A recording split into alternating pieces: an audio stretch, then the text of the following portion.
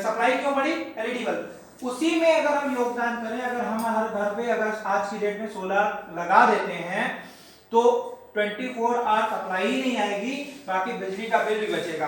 अब अगर मैं कहूं आपसे कि कोई कंपनी आपसे आके कहती है कि आप 8,000 रुपए महीने का बिजली का बिल देते हैं, वो 8,000 रुपए बिजली का बिल मत दीजिए, आने वाले 25 साल में 8,000 रुपए हमको दीजिए, हमारी कंपनी में दीजिए, बिल की जिम्मेदारी हमारी, और 25 साल के बाद आप हमसे 30 लाख रुपए अलग से लीजिएगा, तो आप लोग को ये प्लान कैसा लगेगा?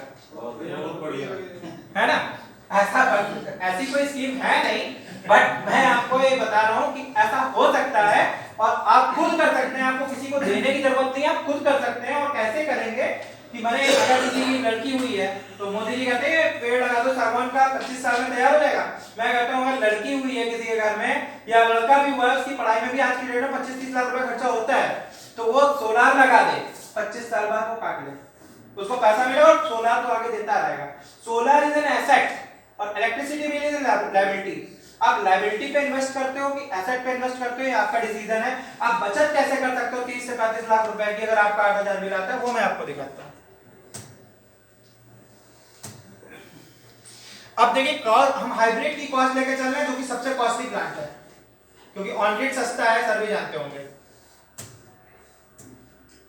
अगर 5 किलो 8,000 बिल आ रहा है तो आपके घर की रिक्वायरमेंट लगभग 5 किलोवाट की है, लगभग हर घर में 1 से 2 एसी चलते हैं।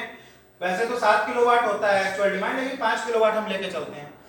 अब 5 किलोवाट का अगर सोलर सिस्टम लगाया है तो पर किलोवाट हमारा जो इन्वेस्टमेंट आएगा वो हाइब्रिड का आएगा 63,000 मोनो पैनल्स के साथ, तो ये लगभग 3,15,000 की कॉस्ट आएगी हमारी अप्रोक्सीमेट। और हम साल की कॉस्ट है नहीं, 3,15,000 की वन टाइम कॉस्ट आएगी प्लांट की। सर जो आप स्ट्रक्चर के साथ बता रहे हैं सर, फुल इंस्टॉलेशन।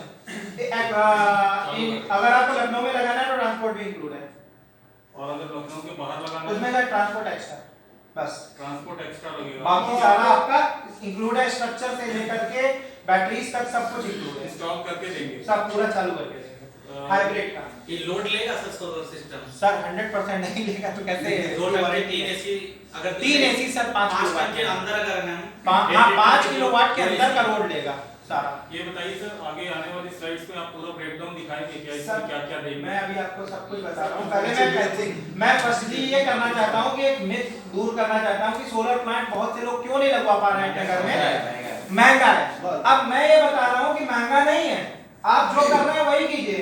जितना रुपया मंथली, भाई बिल तो महंगा जरूर है, आप 8,000 रुपए महीना दे रहे हैं हर घर में, हर घर 8,000 रुपए महीना दे ही रहा है, बाकी तो कर नहीं रहा है, और करेगा तो ब्याज सही देना पड़ेगा बाद में, है ना? तो अब आप देखिए कि वही बिल हम वे चेंज कर दें, उसके अकाउंट्स बदल दें खाली, तो हम क्या करते हैं, कौन सा जादू होता है? 750 से 850 यूनिट आपको बिजली जनरेट करके देगा मंथ में। अब some calculations based on existing consumption, average consumption हुआ 900 यूनिट का, ठीक है। 10 करंटली पेइंग फॉर 900 यूनिट्स, आप अभी 7,500 अगर बिल दे रहे हैं अपना, तो bye solar system you generate approx 750 to 850 units, thus you have to pay only for 0 to 100 unit, that is approx 0 to 500 rupees per month। आप इस प्लांट को लगा करके जो 7,500 से 8,000 का बिल दे रहे थे, वो आपका 500 के आसपास समिट जाएगा, थाउजेंड्स के अंदर आ जाएगा। बिल फ्लक्चुएशंस इसलिए वेदर को देखते हुए फ्लक्चुएशंस डाले हैं, क्योंकि जरूरी नहीं है एकदम से 750 ही मिले और 850 मिले, इसके बिटवीन इन बिटवीन आएगा वेदर के हिसाब से।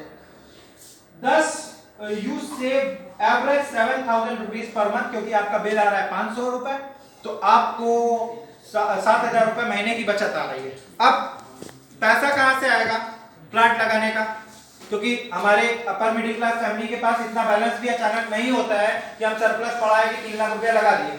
तो पैसे का भी जुगाड़ मैं बताता हूं, क्योंकि ये प्लांट जैसा कि मैंने कहा एसेट है, तो ये अपना पैसा खुद निकालेगा।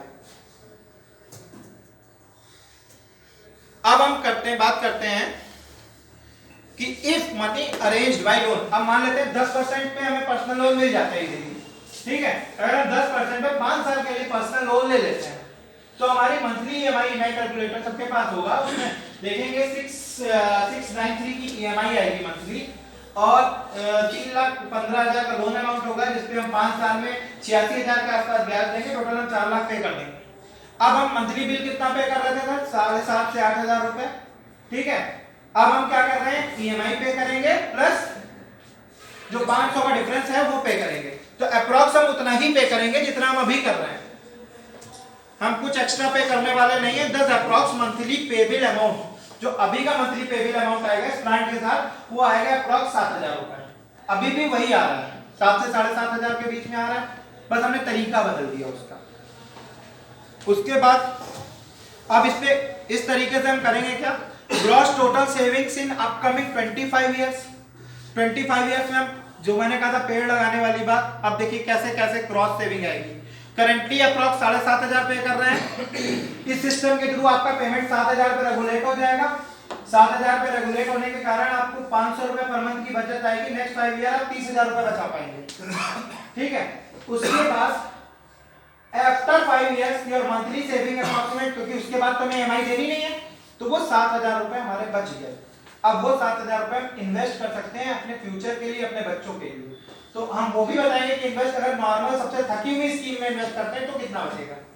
ये 7,000 रुपए महीना, क्योंकि हम अभी तक तो निकाल ही रहते हैं ना किसी ना किसी तरीके से, तो अब वो 7,000 रुपए महीना हम अभी भी सोचेंगे बिजली का बिल दे रहे हैं, उसको इन्वेस्ट करेंगे अपने फ्यूचर के लिए।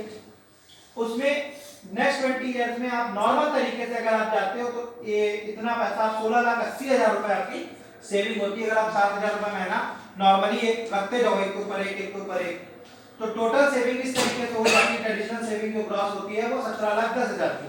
बट सब कुछ अच्छा नहीं होता है, कुछ बुरा भी होता है, वर्स्ट कंडीशंस भी आती है, हमें बैटरी रिप्लेस करनी पड़ेगी, है ना। तो उसको हम, इसीलिए मैंने इसको ग्रॉस सेविंग लिखा है।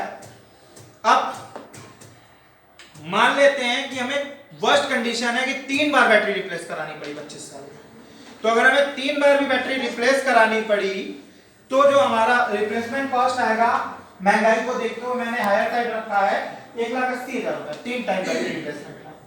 तो अप्रॉक्स ये 15,30,000 की हमारी नेट सेविंग होगी, जो कि हम 25 साल में बचा पाएंगे, जो कि अभी अगर हम कुछ नहीं लगाते हैं तो ये पूरा बट्टे खाते में चला जाएगा बिजली विभाग को। और वो भी आज हम 8,500 बिल दे रहे हैं, 7,000 दे रहे हैं, हर साल 10%, 5% वो बढ़ता ही चला जाएगा। तो ये 15 लाख की फिगर जो अभी हम बचत कर पा रहे हैं, इसके बजाय हम 20 लाख रुपए गवर्नमेंट को डोनेट कर चुके होंगे। अच्छा, अब इसके बाद आते हैं, एक थकी हुई स्कीम होती है आरडी, जो कि सीनियर सिटीजन्स के लिए ठीक होती है, सबसे सेफ होती है गवर्नमेंट की। पोस्ट ऑफिस में हम करते हैं 7% रेट ऑफ इंटरेस्ट हमें मिलता है। तो अगर हम ये पैसा वहां डालते हैं, देखिए तो हमने कैसे सेविंग्स को कैलकुलेट किया, देखिए सेविंग है, अब वो पैसे को हमने आरडी में डाला तो 7% रेट ऑफ इंटरेस्ट से 5 साल के लिए 500 रुपए महीना 35,966 बन गया। आफ्टर 5,000 साल हमें 7,000 ईएमआई बचेगी, जो हम ईएमआई बैंक को उसको दे रहे थे, सोलर कंपनी बैंक को दे रहे थे।